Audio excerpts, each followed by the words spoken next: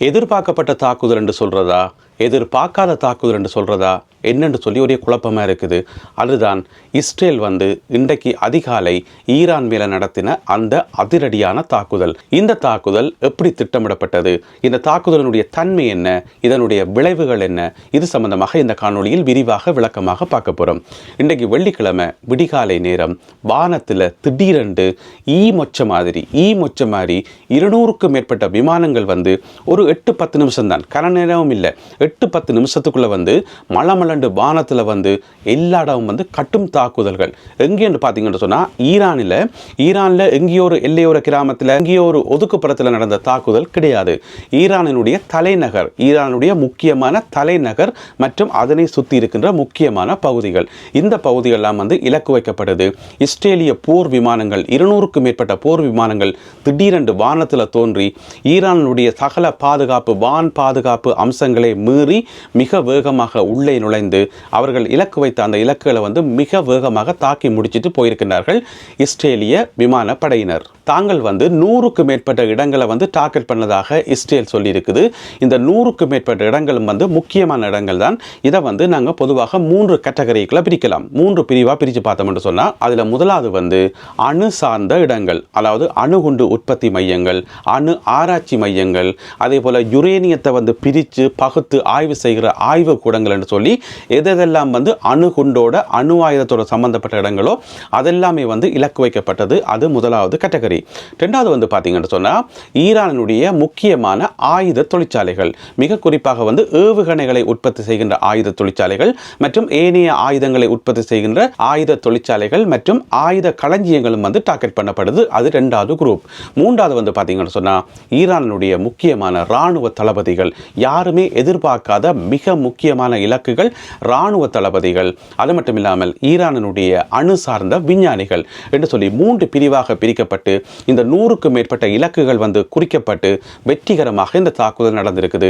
ஈரானிய அரசாங்கம் இந்த சொல்லப்பட்ட இழப்புகளில் கணிசமான இழப்புகளை ஒத்துக்கொண்டிருக்குது.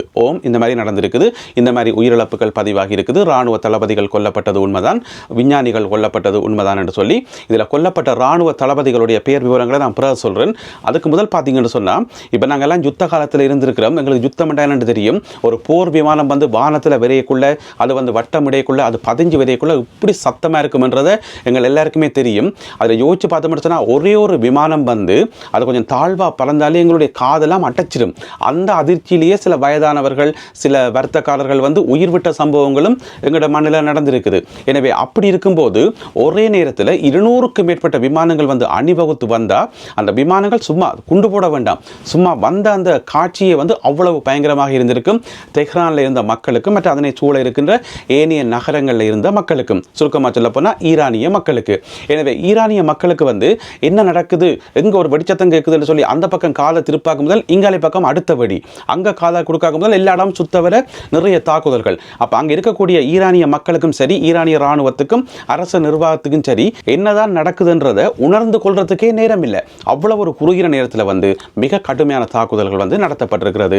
இஸ்ரேலை பொறுத்த வரைக்கும் இது ஒரு வெற்றிகரமான தாக்குதல் தான். இந்த தாக்குதலை இஸ்ரேல் தனியே செய்திருக்குமான்னு கேட்டால் அதுதான் இல்லை. உலகத்தில் இருக்கக்கூடிய சின்ன பிள்ளைகளுக்கே தெரியும் இதுக்கு பின்னால் நிச்சயமாக அமெரிக்கா இருந்திருக்கும், அமெரிக்காவினுடைய உதவி கண்டிப்பாக இதில் இருந்திருக்கும் என்றது எல்லாருக்குமே தெரியும். இருந்தாலும் அமெரிக்க ஜனாதிபதி டொனால்ட் ட்ரம்ப் சொல்லியிருக்கார், எங்களுக்கு இந்த தாக்குதல் நடந்ததே தெரியாதப்பா, நாங்கள் எல்லாரும் இழுத்து போத்தோண்டு நல்ல நித்திரை என்று சொல்லியிருக்கார். இதை நீங்கள் நம்புறீங்களா? இதை உலகத்தில் யாருமே நம்ப மாட்டினோம். அமெரிக்காவுக்கு தெரியாமல் இப்படி ஒரு தாக்குதல் நடக்குது, அது இஸ்ரேலால் நடத்தப்பட்ட தாக்குதல் இல்லை. இந்த உலகத்தின் எந்த மூலையிலையும் சரி, எங்கேண்டாலும் சரி, அமெரிக்காவுக்கு தெரியாமல் ஒரு தாக்குதல் நடக்குதுன்னு சொன்னால் அது இன்றைய காமெடி இல்லை, இந்த 21ஆம் நூற்றாண்டினுடைய காமெடியாக இருக்கும். தானே? எனவே அமெரிக்கா பொய் சொல்லியிருக்கு தனக்கு தெரியான்னு சொல்லி. எனவே ட்ரம்ப் காலமாக சொல்லிக்க தனக்கு தெரியாண்டு எப்படியும் அவர் பின்னேறமோ அல்லது நாளைக்கோ சொல்லுவார், ஓமோம் இது எங்களுக்கு தெரியும், நாங்களும் சேர்ந்து தான் செய்து நாங்கள் சொல்லக்கூடியவர் தான் ட்ரம்ப். எனவே ட்ரம்பின் கதையை அப்படியே ஒரு பக்கம் வச்சுட்டு இந்த தாக்குதல் எப்படி திட்டமிடப்பட்டிருக்கும் என்று பார்த்தோம் என்று சொன்னால் முழுக்க இஸ்ரேலினுடைய மொசாட் புலனாய்வு பிரிவு மொசாட் பிரிவு தான் இதுக்கு வந்து மிக மூளையாக செயல்பட்டிருக்கிறது. எல்லா தகவல்களையும் வந்து துல்லியமாக சேகரித்திருக்கிறார்கள். ஆனால் இதில் ஆச்சரியமான விஷயம் என்னென்னு சொன்னால், இப்போ இராணுவ தளபதிகள் வந்து எங்கெங்கே இருப்பினம்ன்றதை ஓரளவு தகவல்கள் மூலம் அறிஞ்சு கொள்ளலாம். முக்கியமான இராணுவ முகாம்கள், அவர்களுடைய அலுவலகங்கள், அவர்களுடைய வீடுகள் என்று சொல்லி எல்லா இடங்களையும் டார்கெட் வச்சா, ஓஹோ இன்றைக்கு இங்கே நிற்கிறார், நாளைக்கு அங்கே நிற்கிறார், அதுகளை வந்து ஓரளவு கணிச்சு கொள்ள முடியும். ஒரு புலனாய்வு அமைப்பால் வந்து பொதுவாக இப்படியான தகவல்களை திரட்ட முடியும். இதில் வந்து ஆச்சரியப்படுறதுக்கு எதுவுமே இல்லை. ஆனால் இங்கே ஆச்சரியமான விஷயம் என்னென்னு சொன்னால், இன்றைக்கு வெள்ளிக்கிழமை விடிகாலை நேரத்தில் அந்த தாக்குதல் நடைபெற்ற இடத்துல இலக்கு வைக்கப்பட்ட ஒவ்வொருத்தரும், ஒவ்வொரு இராணுவ தளபதியும், ஒவ்வொரு அணு விஞ்ஞானியும் எந்த இடத்துல நின்றார்கள், எங்கே அவர்கள் உறங்கிக் கொண்டிருந்தார்கள், எங்கே இருந்தார்கள் என்று சொல்லி அவர்களுடைய மறைவிடத்தை வந்து துல்லியமாக அறிஞ்சு கொண்டதான் ஆச்சரியமான விஷயம். அவ்வளவு துல்லியமான தகவல்கள் சேகரிக்கப்பட்டிருக்கிறது இஸ்ரேலினுடைய புலனாய்வு பிரிவாகிய மொசாட் பிரிவால. இந்த தாக்குதலில் வந்து 50 வரையான மொசாட் புலனாய்வு பிரிவினுடைய குழுவினர், ஒரு ஆள் இல்லை, 2 பேர் இல்லை, 50 வரையான குழுவினர் ஈடுபட்டிருக்கலாம் என்று சொல்லி ஈரானிய ஊடகங்களை மேற்கோள் காட்டி செய்திகள் வந்திருக்குது. ஒவ்வொரு குழுவிலையும் வந்து எத்தனை மொசாட் உறுப்பினர்கள் இருந்தார்கள், அவர்கள் எந்தெந்த பகுதிகளில் பதுங்கியிருந்து செயல்பட்டார்கள் என்று சொல்லி மேலதிக விவரங்கள் வெளிவரையில். பொதுவாக வந்து இந்த புலனாய்வு சார்ந்த தகவல்கள் வந்து வெளியில் வராது என்று சொன்னால் அது பெரும்பாலும் ரகசியமாக வைக்கப்படும். இருந்தாலும் ஈரானிய ஊடகங்களை மேற்கோள் காட்டி இந்த செய்திகள் வந்திருக்குது. அதை விட அதிர்ச்சியான செய்தி என்று சொன்னால், எப்படி ஈரானினுடைய வான் கண்காணிப்பு அமைப்பு இருக்குன்னு தானே, அதாவது பவார் 373 என்று சொல்லப்படுற ஒரு அமைப்பு வந்து ஈரானுக்கு சொந்தமான அமைப்பு இருக்குது. மிகவும் சக்தி வாய்ந்தது. வானத்தில் எந்த விமானம் ஒரு சின்ன புள்ளி தென்பட்டாலே அதை சுட்டு வீழ்த்தக்கூடிய அளவுக்கு மிகவும் பவர்ஃபுல்லான ஒரு அமைப்பு வந்து பவார் 373 என்று சொல்லி, இது வந்து 2016ஆம் ஆண்டில் வந்து அறிமுகப்படுத்தப்பட்டிருக்கிறது. அதாவது உலகத்துக்கு வந்து காண்பிச்சது ஈரான் இந்த மாதிரி தங்கள்கிட்ட ஒரு சிஸ்டம் ஒன்று இருக்குது, வான் பாதுகாப்பு அமைப்பு என்று சொல்லி. அது மட்டும் இல்லாமல் இது வந்து ஒரு இடத்துல நிறுத்தி வைக்கிறது இல்லை, இது வந்து மொபைலாக அங்கேயும் இங்கேயும் போய் வரக்கூடியது. எனவே அப்படியான ஒரு சக்தி வாய்ந்த பவார் 373 என்று சொல்லப்படுற ஒரு வான் பாதுகாப்பு அமைப்பு இருந்தும் கூட, அதுவும் தலைநகர் தெஹ்ரானுக்கு வந்து எப்படி 200க்கும் மேற்பட்ட விமானங்கள் தாக்குதல் நடத்த முடியும் என்றதான் இங்கே இருக்கக்கூடிய ஆச்சரியமான அதிர்ச்சியான விஷயமாகும். அதை விட இன்னும் ஒரு முக்கியமான விஷயம், இதில் வந்து ஒரு சில விஞ்ஞானிகள் வந்து அந்த நேரத்தில் வந்து அவர்களுடைய வீட்டில் அவர்கள் வசித்த அந்த அப்பார்ட்மெண்ட்டில் வந்து பாத்ரூமில் இருந்ததாக கூட சொல்லப்படுகிறது. எனவே அந்த குண்டு போய் துளைச்சிருக்குது பாத்ரூம் சுவரை வந்து. இதில் இன்னும் ஒரு முக்கியமான விஷயம் ஒன்று இருக்குது. இது ஒரு ஊகம் மட்டும்தான், நீங்களும் யோசிச்சு பாருங்க, சில விட சரியாக இருக்கும். அதாவது யாரோ பொறுத்த ஆக்கள் வந்து உள்ளுக்குள்ளே இருந்து தகவல் கொடுத்துருக்கணும். உள்ளுக்குள்ளே இருந்து தகவல் கொடுத்தா மட்டும்தான் இப்படியான துல்லியமான தாக்குதல்களை வந்து நடத்த முடியும். ஏன்னு சொன்னால், இது கணக்க யுத்தங்களில், இந்த உலகத்தில் நடந்த நிறைய யுத்தங்களில் வந்து இப்படியான சம்பவங்கள் நடந்திருக்குது.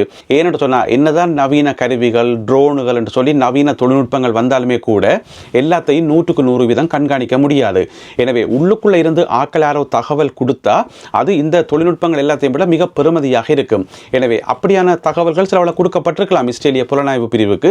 இனி விசாரணைகள் மூலம் தான் அது தெரிய வரும். இது ஒரு ஊகம் மட்டும்தான்.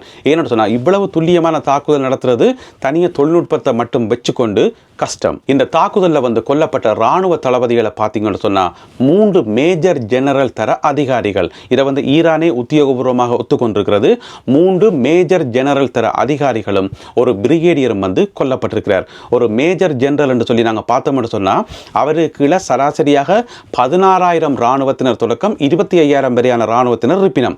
அந்த 16,000 தொடக்கம் 25,000 வரையான இராணுவத்தினருக்கு தலைமை தாங்குறவர் தான் மேஜர் ஜெனரல் தர அதிகாரி. இது ஒரு பொதுவான அளவீடு. ஆனால் உலகத்தில் வந்து பார்த்தீங்கன்னு சொன்னால் ஒவ்வொரு நாட்டு இராணுவத்துக்கு ஏற்றபடியும் அது மாறுபடும். உதாரணமாக அமெரிக்காவில் எல்லாம் வந்து பார்த்தீங்கன்னு சொன்னால் ஒரு 10,000 12,000 இராணுவத்தினருக்கு தலைமை தாங்குற ஒரு ஆளே வந்து மேஜர் ஜெனரலாக இருக்கிற வாய்ப்புகள் நிறைய இருக்குது அமெரிக்காவில். எனவே ஒவ்வொரு நாட்டுக்கும் இது மாறுபட்டு கொண்டிருக்கும். எனவே பொதுவாக வந்து 3 மேஜர் ஜெனரல்கள் என்றது, அதுவும் ஒரே நாளில் ஒரே நேரத்தில் ஒரு 10 நிமிஷம் இடைவெளிக்குள்ளே வந்து கொல்லப்படுறதுன்றது மிகப்பெரிய ஒரு இழப்பு. அதுலேயும் பார்த்தீங்கன்னு சொன்னால் உங்கள் எல்லாருக்குமே தெரியும், ஈரான் நாட்டுக்கு வந்து 2 இராணுவங்கள் இருக்குது. இரட்டை இராணுவ படை என்று சொல்றது 2 இராணுவங்கள். பொதுவாக அமெரிக்காவாக இருக்கலாம், பிரித்தானியாவாக இருக்கலாம், பிரான்ஸாக இருக்கலாம், ஒரே ஒரு இராணுவம் தான் இருக்கும் அந்த நாட்டுக்குரிய ஒரே இராணுவம். பிறகு வந்து ரிசர்வ் படையினர் என்று சொல்லி வெளியில் இருப்பினும் அவையிலும் அதே இராணுவத்திலாம் வந்து சேருவினம். பொதுவாகவே உலகம் முழுக்க ஒற்றை இராணுவ படை தான் இருக்கும். ஆனால் ஈரானிலையும் இன்னும் ஒரு சில நாடுகளையும், முந்தி ஈராக்கிலையும் இருந்தது, அதே போல் சிரியாவில் இருந்தது, இந்த மாதிரி ஒரு சில நாடுகளில், மற்றது நோர்த் கொரியாவில், வட கொரியாவில் இருக்குது. இந்த மாதிரி ஒரு சில நாடுகளில் மட்டும்தான் இரட்டை இராணுவ இராணுவ படையினர் இருக்குது.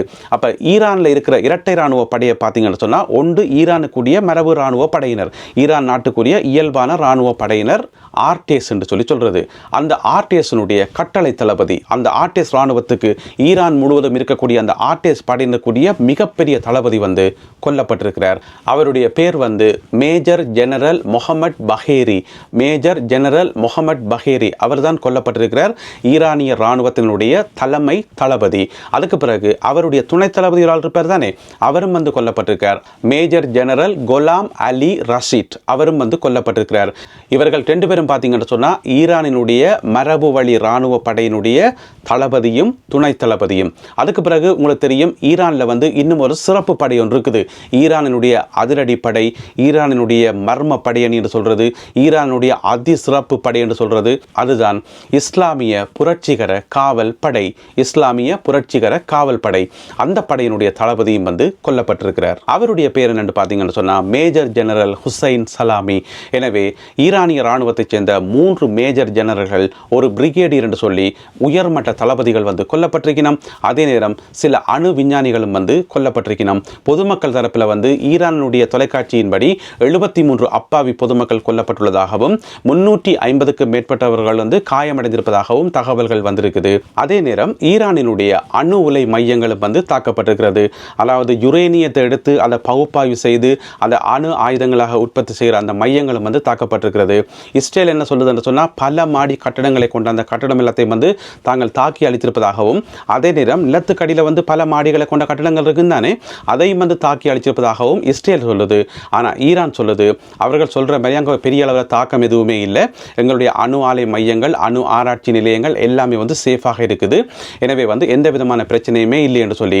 ஆனால் உலகம் முழுவதும் இருக்கக்கூடிய எல்லாராலும் எழுப்பப்படுற ஒரு முக்கியமான சந்தேகமும் பயமும் என்னென்னு சொன்னால், இப்போ ஒரு அணுகுண்டு வச்சு உற்பத்தி செய்யப்படுற இடத்துல, அணு ஆராய்ச்சி செய்யப்படுற இடத்துல வந்து ஒரு குண்டு போட்ட விமானத்தால் வந்து என்ன நடக்கும் என்று சொன்னால், அந்த குண்டு போய் வெடிக்கிறது மட்டுமில்லாமல் அங்கே ஏற்கனவே இருக்கிற குண்டுகள் யுரேனியம் எல்லாம் வெடித்து சிதறையக்குள்ள அந்த அணு கதிர் வீச்சு வரும் தானே, அதால் நிறைய விளைவுகள் வரும் தானே, அதே ஒரு பெரிய பிரச்சனையை கொண்டு வரும், அதே நிறைய அழிவுகளை கொண்டு வரும்.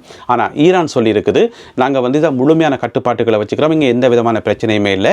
இஸ்ரேல் வந்து பிரச்சாரம் செய்கிற மாதிரி அப்படி எதுவுமே இல்லை, எங்களுடைய இராணுவ தளபதிகள் கொல்லப்பட்டது உண்மைதான், மற்றபடி இந்த அணு உலை மையங்கள் அணு உற்பத்தி சாலைகள் எல்லாமே வந்து பாதுகாப்பாக இருப்பதாக ஈரான் சொல்லியிருக்குது. இப்போ கேள்வி என்னென்னு சொன்னால், இந்த தாக்குதலுக்கு ஈரானினுடைய பதிலடி என்னன்னு சொல்லி, ஏற்கனவே ஈரான் வந்து முதல் கட்ட பதிலடி தாக்குதலை வந்து ஏற்கனவே ஆரம்பிச்சிட்டது. 100க்கும் மேற்பட்ட ட்ரோன்களை வந்து இஸ்ரேல் நோக்கி அனுப்பினதாகவும் அவை சுட்டு வீழ்த்தப்பட்டதாகவும் சொல்லப்படுகிறது. எனவே இங்கே இருக்கக்கூடிய கேள்வி என்னென்னு சொன்னால், இன்றைக்கு வெள்ளிக்கிழமை இரவு சனிக்கிழமை விடிகாலை வேளை இஸ்ரேலுக்கு வந்து என்ன நடக்க போகுது, இதுதான் இங்கே இருக்கக்கூடிய முக்கியமான கேள்வி. ஏனென்று சொன்னால் இந்த தாக்குதலுக்கு ஈரான் வந்து கண்டிப்பாக பதிலடி கொடுத்தே தீரும், கண்டிப்பாக மிகப்பெரிய ஒரு அதிரடியான பதிலடி காத்திருப்பதாக ஈரானிய தரப்பில் வந்து செய்திகள் வந்திருக்குது ஏற்கனவே.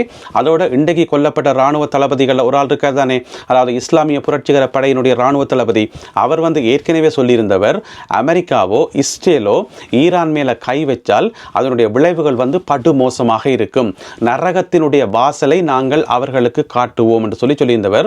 அது மட்டும் இல்லாமல் இன்னும் ஒரு வசனம் சொல்லியிருந்தவர் என்னென்னு சொன்னால், இப்போ காசாவில் வந்து அப்பாவி பலஸ்தீனியர்களை போட்டு வதைக்கிற மாதிரி அவர்களோட சண்டை பிடிச்சு வெல்ற மாதிரி எங்களை நீங்கள் வெல்ல முடியாது, எங்களை நீங்கள் அப்படி இட போடக்கூடாது, இங்கே வந்தீங்கன்னு சொன்னால் உங்களுடைய விளைவுகள் வந்து அபரீதமாக இருக்கும் என்று சொல்லி அவர் வந்து ஏற்கனவே எச்சரிக்கை விடுத்திருந்தவர்.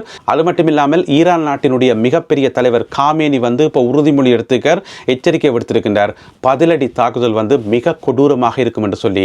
எனவே உலகத்தில் வந்து அடுத்த மிகப்பெரிய ஒரு யுத்த களம் ஒன்று ஓப்பன் பண்ணப்பட்டிருக்கிறது. இங்கால பார்த்தீங்கன்னு சொன்னால் ரஷ்யாவுக்கும் உக்ரைனுக்கும் இடையில வந்து மிகப்பெரிய யுத்த களம் நடந்து இருக்குது. அதே மாதிரி இந்த உலகத்தில் வந்து மத்திய கிழக்க மையமாக வச்சுக்கொண்டு மிகப்பெரிய ஒரு யுத்த களம் ஒன்று திறக்கப்பட்டிருக்கிறது. அதே நேரம் இஸ்ரேலும் சொல்லி இருக்குது இந்த தாக்குதல் வந்து இப்போதைக்கு முடியாதுன்னு சொல்லி, அது பல வாரங்களுக்கோ பல மாதங்களுக்கோ பல வருடங்களுக்கோ நீடிப்பதற்கான வாய்ப்புகள் இருக்குது. எனவே மத்திய கிழக்கில் யுத்தம் ஆரம்பித்து விட்டது, இதைத்தான் நாங்கள் சுருக்கமாக விளங்கிக் கொள்ளணும். ஏற்கனவே பார்த்தீங்கன்னு சொன்னால் உலகம் முழுவதும் இருக்கக்கூடிய விமான சேவைகள் மத்திய கிழக்கு அந்த ரூட்டை வந்து எப்படி தவிர்க்கிறது, ஈரான் மேலையும் ஈராக் மேலையும் பறக்கிற அந்த ரூட்டை வந்து இப்போ தவிர்த்து வேற ரூட்டால் போயினோம். ஏன்னு சொன்னால் மத்திய கிழக்கில் மிகப்பெரிய பதட்டம் ஒன்று உருவாகி இருக்கிறது. அடுத்து வரப்போகிற ஒவ்வொரு நொடிகளும் வந்து என்ன நடக்க போகுதுன்றதே ஒரு ஆச்சரியமாக இருக்குது. என்ன வேணும்னாலும் நடக்கலாம், ஈரான் பதிலுக்கு தாக்கலாம், திருப்பி இஸ்ரேல் தாக்கலாம், ஒருவேளை அமெரிக்கா வந்து நேரடியாக இதுக்கு இறங்கலாம், எது வேணும்னாலும் நடக்கலாம். இதுக்கிடையில் வந்து அமெரிக்காவுக்கும் ஈரானுக்கும் இடையில மற்ற பக்கத்தால் ஒரு பேச்சுவார்த்தையும் போய் கொண்டிருக்கிறது. கொண்டிருக்குது. அணுகுண்டு ஒப்பந்தம் சம்பந்தமாக ஒரு பேச்சுவார்த்தையும் போய் கொண்டிருக்குது. எனவே இப்போ நாங்கள் பொறுத்திருந்து பார்க்க வேண்டியது பேச்சுவார்த்தை வெல்லுமா அல்லது யுத்தம் வெல்லுமா என்று சொல்லி, அது மட்டும் இல்லாமல் ஈரான் நிச்சயமாக கடுமையான இதுவரைக்கும் எதிர்பார்க்காத ஒரு அதிரடி தாக்குதலை நடத்தும் என்றதில் எந்த விதமான சந்தேகமும் இல்லை. இன்னும் சில மணி நேரங்கள் நாங்கள் பொறுத்திருந்து பார்ப்போம். குறிப்பாக நாளை சனிக்கிழமை விடிகாலை நேரத்தில் என்னதான் நடக்க போகுதுன்றதை நாங்கள் பொறுத்திருந்து பார்க்கணும். ஒரே ஒரு விஷயம் மட்டும் தெளிவாக விளங்குது, இந்த உலகத்துக்கு இப்போதைக்கு அமைதி திரும்ப போறது இல்லை. அது மட்டும்தான் தெளிவாக விளங்குது. மீண்டும் மற்றும் ஒரு காணொளியில் உங்களை சந்திக்கின்றேன். அதுவரை நன்றி, வணக்கம்.